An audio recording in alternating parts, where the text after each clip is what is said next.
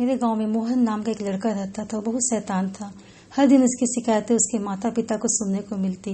पिता ने मोहन को विद्यालय भेज दिया, लेकिन उसकी बदमाशी की वजह से शिक्षक भी बहुत दुखी रहते थे। उस पर अपने शिक्षक की बातों का कोई असर नहीं पड़ता। मोहन कई बार बच्चों की सीट के नीचे चींटियां छोड़ देता, जिससे वे ठीक से पढ़ ना पाते। बच्चे उसके डर से उसकी बदमाशियों के बारे में अपने शिक्षकों से भी शिकायत न करते। एक दिन तंग आकर मास्टर जी ने उसे विद्यालय से निकाल दिया।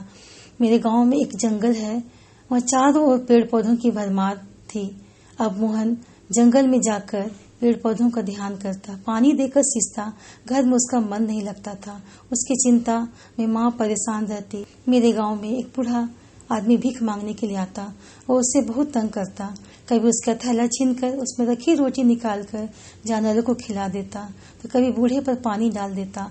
लेकिन बूढ़ा मेरे गांव में जरूर आता।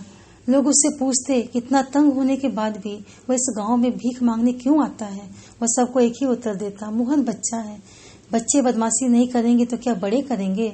उसकी बात सुनकर लोग चुप हो जाते। इस प्रकार कई महीने बीत गए। एक दिन मोहन किसी गांव से आ रहा था। उसे घर पहुंचने की जल्दी थी।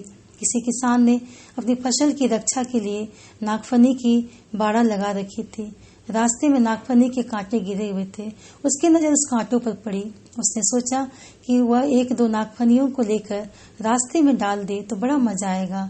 उसने दो नागफनियों को उठा लिया और उन्हें घास के नीचे छिपा दिया, फिर घर चला गया। 2-3 दिन बाद आज वह स्वयं उसी रास्ते से जा रहा था। उसी रास्ते में बूढ़ा भिखारी भी आ रहा था। मोहन की बदमाशी सूझी। उसने कहा, जरा थैला दे। भिखारी ने उसे थैला दे दिया।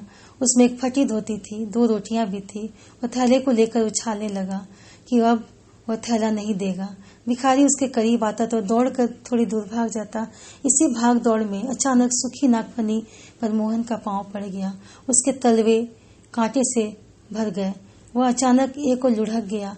थैला उसके हाथ से छूट गया। भिखारी मोहन के पास आया। वहां उसने अपनी लाठी से घास हटाई तो उसे एक नागफनी नजर आई। उसने उसे भी डंडा से दूर हटा दिया। मोहन के पास बैठकर पांव से कांटे निकालने लगा। भिखारी ने मोहन के पांव से काफी कांटे निकाल दिए, फिर भी कुछ कांटे उसके पांव में चुभ ही रहे थे।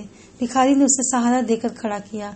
मोहन ने कहा, मैं घर नहीं जाऊंगा, छाया में बैठकर तलवे से सारे कांटे निकालूंगा तब घर जाऊंगा। भिखारी ने कहा, यदि तुम मेरी झोपड़ी तक चलो तो मैं तलवे के सारे कांटे निकाल दूंगा। ऐसा लेप लगा दूंगा कि तुम्हारा पांव जल्दी ठीक हो जाएगा। मोहन तैयार हो गया। भिखारी उसे अपने कांधे का सहारा देकर झोपड़ी तक ले आया। फर्श पर एक फटी पुरानी दरी और कंबल का टुकड़ा बिछा हुआ था। उसी पर उसने मोहन को लिटाया, पानी गर्म कर उसका पांव धोया, फिर कांटे निकालकर पैर पर जड़ी बूटी का लेप लगा दिया। मोहन को लेप से बहुत राहत मिली और सो गया। भिखारी ने अपने थैले से भीख में मिले चावल निकाले, खिचड़ी बनाई, फिर गांव जाकर दूध ले आया। उसने मोहन को खिचड़ी खिलाकर पीने के लिए दूध गर्म करके दिया। मोहन को अब उस भिखारी को बुढ़ा कहने में शर्म आई। उसने भिखारी को दादा कहकर पुकारा। दादा सब सुनकर भिखारी की आंखें भर आई। मोहन ने चकित होकर पूछा, तुम क्यों रो रहे हो? नहीं बेटा, कोई बात नहीं, मैं 30 वर्षों से यहाँ अकेले पड़ा हूँ। तुमने मुझे दादा कहा तो मेरा दिल भर आया। भिखारी बोला, नहीं दादा, अब तुम्हें भीख मांगने की जरूरत नहीं है, मैं तुम्हें खिलाऊंगा। मोहन बोला। भिखारी हंसकर चुप हो गया। शाम होने जा रही। भिखारी ने उसके पांव का लेप गर्म पानी से धो दिया। अब उसके पांव में एक भी कांटा नहीं था। इसके बाद भिखारी उसे गांव तक छोड़ने आया। मोहन दौड़कर घर गया, रोटी का तथा सब्जी लेकर आया और कहा, दादा इसे रात में खाना, मैं कल सुबह आऊंगा। भिखारी घर लौट आया। वह सोच रहा था कि मोहन कितना अच्छा लड़का है। मोहन दूसरे दिन उठा और एक किसान से बोला, यदि आपको मजदूर की जरूरत हो तो मैं काम करने के लिए तैयार हूँ। किसान को एक मजदूर की जरूरत तो थी, मगर मोहन को एक बदमाश बच्चे के रूप में जानता। तुम्हें बदमाशी से फुर्सत मिलेगी तभी तो काम करोगे। मुझसे आज काम लेकर देखो चाचा, तब पता चलेगा। ठीक है, चलो काम करो, किसान बोला। मोहन ने दिन भर मेहनत से काम किया। बदले हुए मोहन को देखकर किसान बहुत चकित था। उसने मोहन को 3 किलो चावल मजदूरी के रूप में दिया। मोहन चावल लेकर भिखारी की झोपड़ी में जा पहुंचा। भिखारी खाना बनाने को तैयारी कर रहा था। उसने जब चावल देखे तो बोला, बेटा मोहन, इसे ले जाकर अपनी माँ को दो, मेरा गुजारा तो भगवान चला ही रहा है।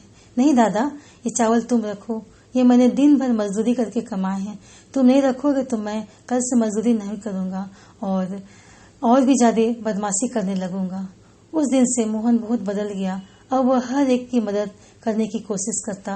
गांव के सब लोग उसकी खूब तारीफ करते थे। दोस्तों, पवित्र शास्त्र हमें बताती है सर्वोपदेशक उसका 7 अध्याय के 3 पद में, हंसी से खेद उत्पन्न होता है क्योंकि मुंह पर के शोक से मन सुधरता है।